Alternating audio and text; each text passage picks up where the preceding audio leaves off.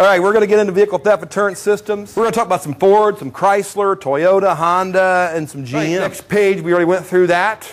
PAT systems, all versions similar, but different.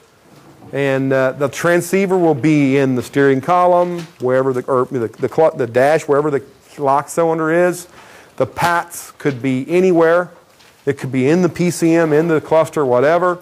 And this is important to know. Start or disable. And does it require a parameter reset? PAT's key programming.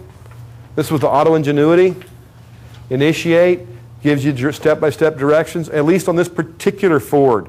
So you got to get the factory manual, unless you're really confident that Mitchell All Data is going to do the job for you, and see what they say. For those, the 2 people had auto ingenuity in here, we know at least that. Chryslers. Look familiar, 3-1. Immobilizer, got the transponder, made in the key.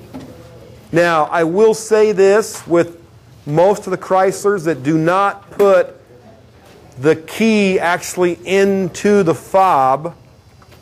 So we're talking the little Pentastar on a gray key versus this. If you don't have that, if you've got this, I've got a 99 Sebring at home.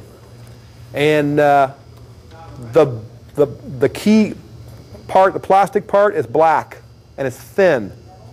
There's no immobilizer. Push button, there's a place to shove this. When you shove this in a little slot where a normal key would go, like an ignition lock cylinder, then the transponder ECU, I think it's called, starts sending a shorter range signal to this thing. And just like transceivers and transponders we've been talking about, read the key and so forth, that all happens. But the key's got to be shoved in that slot. If you have smart key, you don't have to put that in the slot. You can leave it in your pocket or your purse, your jacket, and hit the power button or start button. Nissan's using that button too. So it may or may not be smart key if it's got that button.